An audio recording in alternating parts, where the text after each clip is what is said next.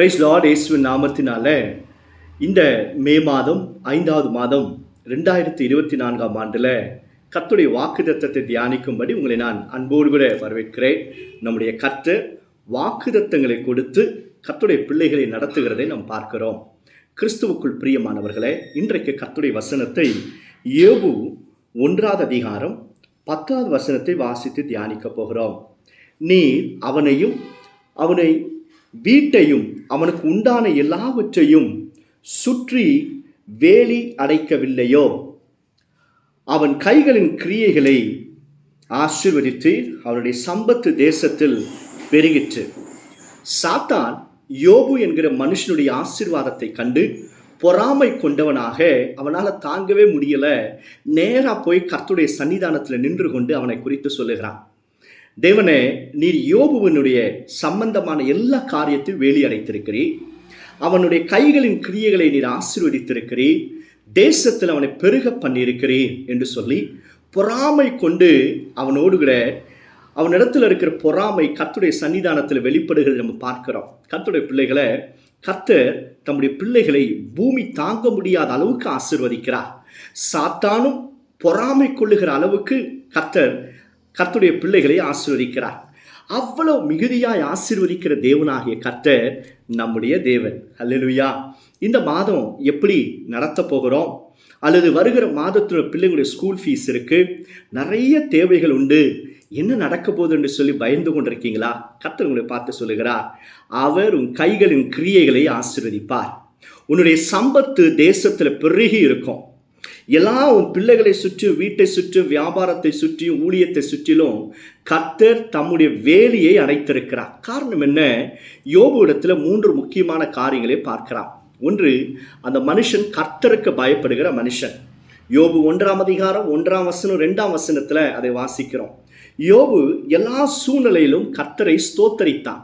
தனது தாழ்விலையும் வியாதி நிறைந்த சூழ்நிலையிலையும் எல்லாரும் அவரை பற்றி தவறாய் பேசும் பொழுது கூட தேவனை மறுதலிக்காதபடிக்கு, தூஷிக்காதபடிக்கு, இதே யோபு 1ஆம் அதிகாரம் 21, 22ஆம் வசனத்தில் வாசிச்சிங்கன்னா, கர்த்தர் கொடுத்தார், கர்த்தர் எடுத்தார் என்று சொல்லி எல்லாம் இழந்து போன நேரத்தில் கூட கர்த்தரை ஸ்தோத்திரம் பண்ணி கொண்டிருந்தார். 3வது, அந்த மனுஷன் என்ன செய்தாராம்? யோபு தன்னுடைய தாழ்வான சூழ்நிலையில கூட, வருத்தமான சூழ்நிலையில கூட மற்றவர்களுக்காக ஜெபம் பண்ணினார், நண்பர்களுக்காக பரிந்து பேசினார்.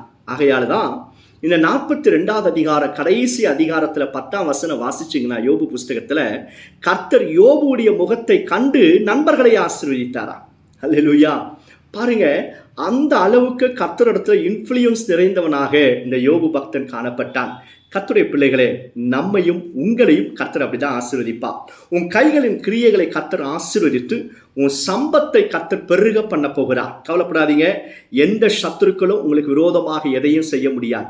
ஏன்னா கர்த்தர் வேலி அடைத்திருக்கிறார். உன் மனைவிக்கு, உன் புருஷனுக்கு விரோதமாக, உன் குடும்பத்துக்கு விரோதமாக, உன் கைகளின் பிரயாசத்துக்கு விரோதமாக, உன் பிள்ளைகளுக்கு விரோதமாக, ஊழியத்துக்கு விரோதமாக எந்த காரியத்தையும் சாத்தானால செய்ய முடியாது. காரணம் என்ன அப்படின்னா, கர்த்தர் வேலி அடைத்திருக்கிறார். ஆனால் கர்த்தர் நம்மிடத்தில் எதிர்பார்க்கிற காரியம் என்ன தெரியுமா?